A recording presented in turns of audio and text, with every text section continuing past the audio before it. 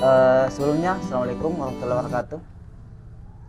Jadi, beliau sebenarnya ini dari Palopo, datang ke Makassar jalan-jalan dengan ingin memperbincangkan buku ini ke Asran Salam. Sebelumnya sebenarnya, saya tahu kalau mau kita datang di Makassar, saya buatkan kuliah umum. Boleh.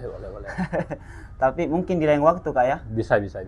Tapi untuk kali ini kita bedah bukunya beliau yang saya juga penasaran dengan buku ini sebenarnya, dengan memberi judul Kitab Buku dan Dunia yang Misteri. Okay. Mungkin singkat, Kak, ya, langsung dijelaskan kenapa mengambil judul buku ini dengan judulnya Kitab Buku dan Dunia Misteri dengan pendekatan filsafat, ya, Kak, ya? Boleh. Filsafat. Ada, saya lihat di sini ada tentang ala Sokrates, modernisme, filsafat Stoa, dan ada beberapa ada juga puisinya, Kak, ya. Tapi mungkin tidak secara keseluruhan dibahas, Kak, ya. Ya. Mungkin dengan masing-masing subtema di sini sedikit, ya. Ya. Betul. Akan dibahas secara singkat karena waktu beliau cukup padat. Jadi tidak menyempatkan. Sebenarnya kalau mau dikaji buku ini mungkin 1 hari, Kak, ya. Bisa, mungkin enggak lah, mungkin beberapa jam lah ya. Beberapa jam ya. Lah bisa. Kalau dibahas satu persatu ya, Iya. ya mungkin beberapa jam bisa lah gitu. Ya mungkin untuk mempersingkat waktu kita mungkin jelaskan, Kak, kenapa kita mengambil judul buku ini. Okay. Kitab Buku dan Dunia yang Misteri.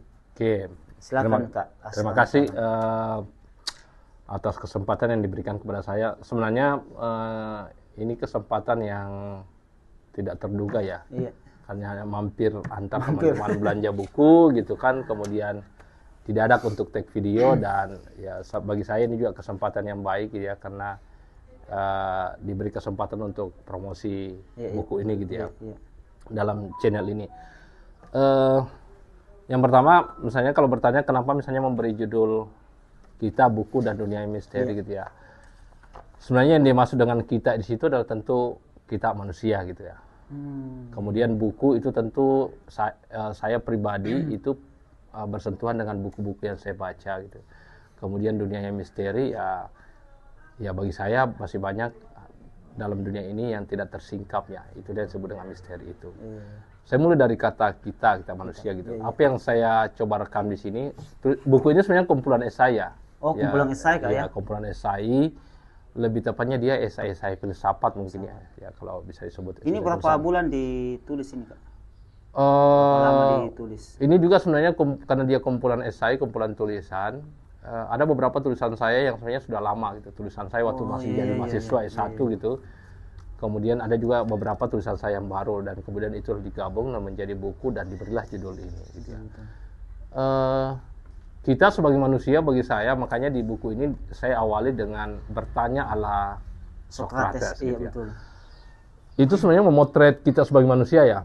Karena bagi saya di dunia kiwari ini, di dunia sekarang yang kita hadapi ini, ada yang sudah mulai menghilang, ada yang sudah mulai memudar. Untuk tidak menyebutnya bahkan sudah mulai tidak lagi dilakukan oleh manusia atau kita sebagai manusia. Apa itu? Yaitu bertanya gitu. Betul. Padahal sebenarnya salah satu membaca buku waktu 2018 ya, berapa tahun yang lalu ya, 2018 itu sekitar 7 tahun. 7 tahun yang lalu. Kemudian itu saya membaca buku Yuval Noah Harari Sapiens gitu. Sapiens. Ya, oke. Ya, kemudian beberapa tahun kemudian ada buku Enlightenment Now gitu, zaman pencerahan sekarang, itu ditulis oleh Steven Pinker. Ini saya gambarkan gitu. Jadi itu saya mencoba menuliskan, merefleksikan bacaan saya. Kedua buku itu sebenarnya membicarakan hal yang sama, yaitu tentang sains ya. Tentang sains. Ya, tentang sains, bahwa mereka punya ambisi yang sama, bahwa sains sekarang itu punya ambisi, misalnya contoh hal yang paling kita paling kita pasrah selama ini, misalnya tentang kematian, contoh misalnya. Bagi agama mungkin ya, saya tulis juga situ, bagi agama mungkin ya kematian itu ya sesuatu yang terjadi karena terpisahnya roh dan jasad kita, ya gitu. dan keabadian itu hanya dirasakan setelah kita meninggal. Perspektif agama begitu ya. Betul. Tapi perspektif sains lain. Iya betul. Bagi sains itu keabadian itu tidak hanya bisa dirasakan setelah kita meninggal, tapi keabadian bisa dirasakan dengan sekarang. Apa yang dimaksud dengan kematian bagi sains? Kematian itu karena ada unsur-unsur mekanik dalam tubuh kita itu yang tidak bekerja maksimal gitu. Sehingga itu bisa diselesaikan dengan, karena dia sesuatu yang teknis, mekanik pada tubuh kita, maka misalnya contoh kita mati kenapa? Misalnya jantung kita tidak berfungsi, ginjal kita tidak berfungsi atau apa. Kata sains, itu semua bisa diselesaikan dengan pekerjaan sains dalam hal medikal atau kesehatan, ilmu kedokteran. Dalam ilmu kedokteran misalnya, sains dalam ilmu kedokteran. Itu bisa diselesaikan. Sel-sel kita bisa diperbaharui dan seterusnya. Nah, makanya di sini ada judul sains, Kak ya? Ya, ada judul sains. Ada sebelum judul sains, ada arena sains. Ada perihal buku di situ. Ya. Jadi itulah ya. Jadi misalnya bagi saya ya buku itu, kalau singkatnya bagi saya buku itu memang membuka cakrawala kita ya. Ini masuk dalam setelah kita tadi di situ bahas kita, ini masuk dalam dunia buku. Dunia buku. Oh iya. Jadi, nah misalnya kita manusia, untuk kalau mau dinyambungkan ya, kita manusia untuk bisa bertanya ya, untuk bisa melahirkan banyak pertanyaan ya kita harus bersentuhan dengan banyak buku gitu. Karena di situ bisa memicu kita untuk bertanya gitu, berdialog gitu ya. Nah, baca buku apapun Kak ya, tidak terbatas bahwa buku filsafat saja, buku sains saja. Saya ya tidak terbatas tentunya, atau saya menyederhanakannya begini. Bacalah buku mulai dari yang dianggap paling kafir maupun paling beriman gitu. Baca aja gitu semua gitu. Kan ada biasa kan banyak juga tuh kan orang takut akan membaca buku ya. Ada malah kelompok-kelompok tertentu melarang jangan baca buku ini nanti kamu tersesat dan seterusnya gitu kan. Bagi saya ya semua harus dibaca gitu. Kalau kamu merasa keimanan kamu kuat ya seharusnya kamu tidak takut dengan mendialogkan dengan bacaan apapun. Betul. Iya kan gitu kan? Kalau merasa imanmu yang paling benar gitu. Kalau imanmu paling benar ya harusnya dia tidak terganggu dengan bacaan apapun. Pantas ini Kak, ada di sini pembahasan iman juga ya. Ya. Ada di sini masjid tanpa iman. Ya, kalau masjid tanpa iman itu sebenarnya dia lebih kepada saya mengutip kepada mengutip sabda Nabi bahwa dulu itu ada masjid memang yang dibangun tanpa iman, ada masjid yang dibangun dengan iman gitu.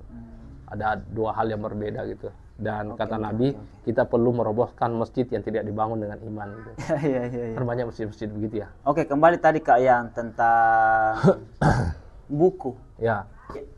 Apapun yang sebenarnya kalau dalam argumentasi tadi, apapun kita perlu baca ya. Jadi tidak terbatas pada buku fikih saja misalnya. Tidak. Pada buku filsafat, pada buku teologi, pada filsafat, tapi membaca bahkan kalau bahasanya Kakak tadi itu bahkan yang bertentangan dengan pikiran kita, bahkan itu kita baca dan kira-kira bagaimana jangka panjangnya itu Kak. Goyang iman tak kira-kira itu.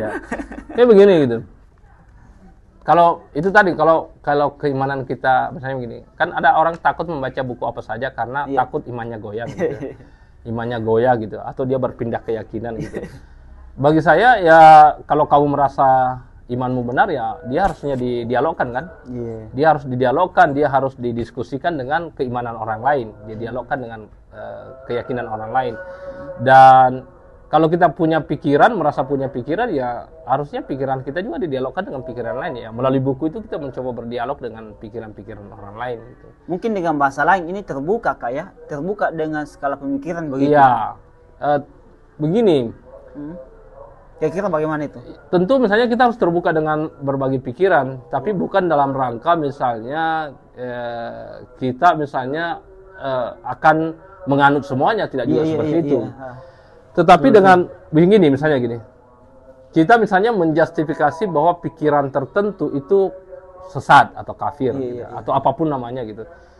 Tapi kan lucu kan kalau kita menjustifikasi sesuatu itu berdasarkan prasangka tapi tidak mempelajarinya gitu. Dari mana kita bisa mengetahui menjustifikasi bahwa sesuatu itu menyimpang kalau kita tidak mempelajarinya? Misalnya contoh, aliran A menyimpang, aliran B menyimpang. Bagaimana kita bisa menjustifikasi kalau kita tidak membaca karya-karya mereka, pemikiran mereka gitu. Jadi pada dasarnya kita melakukan justifikasi yang buta gitu. Artinya ya seperti itu. Iya. Kalau persoalan jangka panjangnya kita seperti apa, bagi saya justru kalau kita membaca banyak buku gitu ya, cakrawala pikiran kita semakin luas gitu. Kita sudah bahas secara singkat dengan bahasa kita di sini, kemudian buku.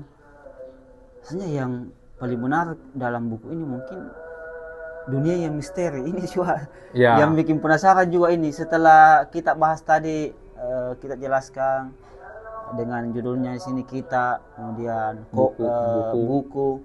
Dan terakhir ini dunia yang misteri. Bagaimana itu maksudnya dunia yang misteri, Kak? Sebenarnya dunia yang misteri itu ya dunia kita ini, semesta kita gitu ya. Bahwa saya mempercaya saya meyakini bahwa masih banyak dalam dunia ini belum tersingkap gitu. Saya pribadi banyak hal dalam dunia ini yang kita belum singkap. Mungkin dari kita semua juga masih banyak dunia ini yang belum tidak singkap. Hal yang belum kita singkap itulah yang tentunya disebut dengan misteri. Nah, cara menyingkapnya itu adalah itu tadi, bertanya dengan buku-buku. Nah, artinya jembatan kita untuk menyingkap apa ya misteri itu adalah itu tadi. Berarti berkesinambungan memang ini tadi antara kita tadi, kemudian bahasa buku dan kemudian dunia misteri. Kenapa misalnya begini? Kenapa misalnya dunia itu belum kita bisa singkap semuanya? Karena keterbatasan pengetahuan kita. Iya kan, keterbatasan pengetahuan kita. Sehingga kalau untuk menjembatani kita untuk menyingkap itu, kita butuh bertanya, kita butuh membaca banyak gitu kan. Ya keras itu minim, Kak ya. Dan alhamdulillah masih ada keasrahan Salam yang sampai detik ini masih konsisten dalam literasi. Baju tas saja itu, Mas, apa itu judulnya, Kak? Temu pegiat literasi. Temu pegiat literasi ini kan seperti beliau yang umur 40 ke atas, Kak ya. Betul. Jarang sekali kita temukan seperti beliau. Kira-kira apa yang menjadi motivasi untuk generasi sek ini, Kak, untuk teman-teman yang menonton nantinya?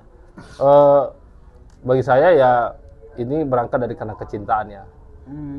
Kecintaan kepada pengetahuan, kecintaan kepada buku, kecintaan pada pikiran-pikiran besar, kecintaan kepada sesuatu yang bagi saya menemukan pikiran baru itu sesuatu yang ya ibaratnya kayak ekstase gitu ya. Emang ini dimulai dengan kecintaan, iya, ya? Kecintaan. Kan kalau kita cinta itu apapun dilakukan gitu. Kita berkorban, kita apa gitu kan. Ya karena kita mencintai pengetahuan kan, kita berkorban untuk melakukan apapun supaya kita mendapatkan pengetahuan kan. Kita misalnya begadang membaca buku apa sebagainya, diskusi dan seterusnya. Itu kan karena kita mencintai pengetahuan itu. Kira-kira kalau bertanya kenapa bisa sampai 20 tahun sekarang ini masih bergelut di dunia ini, ya karena itu tadi, karena kecintaan. Bukan karena ingin mengubah dunia, karena ini ada ya, bukan itu juga. Kan kalau Rumi kan ubah diri, Kak ya. Baru ubah dunia ya. Iya. Kalau kita ini proses ubah diri atau mau ubah dunia ini? Tidak juga. Maksudnya, kalau misalnya saya nulis buku kemudian ada yang terinspirasi, ya itu itu efek kalau ada yang terinspirasi ya mungkin itu bagian dari proses gitu ya perjalanannya. Tetapi kalau kalau tujuan utamanya menulis karena ingin mengubah dunia, enggak juga. Tapi yang jelas saya selalu bilang menulis ada dua hal yang saya lakukan dari menulis. Yang pertama, menulis itu adalah bagi saya adalah mendokumentasikan ide-ide saya dalam bentuk buku supaya dia tidak hilang gitu. Betul. Karena kalau dia tidak didokumentasikan dalam bentuk buku, ide-ide kita akan gitu, akan hilang, mudah hilang. Semua yang diperbicarakan itu ketika dia tidak dituliskan itu akan dilupa gitu. Beda kalau dia sudah jadi buku, itu yang pertama. Yang kedua adalah menulis itu bagi saya adalah terapi gitu. Jadi kalau saya sumpek dengan pekerjaan keseharian, ya menulis itu bagi saya jeda untuk dari kehidupan yang dia seperti kehidupan nyata ini yang begitu banyak, begitu ruwet dan seterusnya. Nah, menulis itu bagi saya adalah untuk menghilangkan kita dari sejenak rutinitas yang bisa jadi menjenuhkan. Nah, menulis itu bagi saya terapi dari hal-hal yang seperti itu. Bagi saya ya, saya tidak tahu orang lain yang menulis gitu. Tentu semua penulis punya pengalaman yang berbeda-beda dan punya motivasi yang berbeda-beda. Kira-kira begitu. Mungkin begitu saya dulu. Oke, boleh. Mungkin begitu saya dulu teman-teman untuk penjelasan singkat dari Kakak Asran Salam. Soalnya masih banyak yang ingin dijelaskan, tapi karena waktu beliau padat, jadi untuk saat ini kurang lebih berapa di situ? 15 ya? Itu cukup ya. Iya, cukup ya. sesuai target kita kan 10 sampai 15 menit, itu pun nanti dipotong jika Boleh, banyak betul, potong. betul. Nggak apa-apa. Soalnya terima kasih ini Kak sudah jauh-jauh keliling, kemudian menyempatkan waktunya, masih apa ya, masih tanda kutip ini bagi saya jenguk, Ya, menjenguk Rumah Jakfi ini, karena Rumah Jakfi ini sebenarnya baru juga Kak. Oke. Berjalan 1 bulan, saya sendiri yang kelola dan pendirinya khusus Rumah Jakfi, dan bersyukur seperti beliau didatangi, bagi saya ini jenguk, Ya. menjenguk Saya juga mungkin bersilaturahmi adik-adiknya lah. ya Kak ya. Saya juga bersilaturahmi lah gitu. Saya Pergi lihat buku cukup dan seterusnya. bersyukur atas kedatangan tak di sini, sudah berbagi dengan tulisan tak. Mungkin di lain waktu kita akan ketemu lagi Kak ya. Insyaallah. Mudah-mudahan ada kesempatan untuk lebih membedah buku ini, Kitab Buku dan Dunia Misteri. Adapun yang ingin membelinya, Ya, bisa juga datang. bisa langsung di sini, nanti akan dipesankan teman-teman.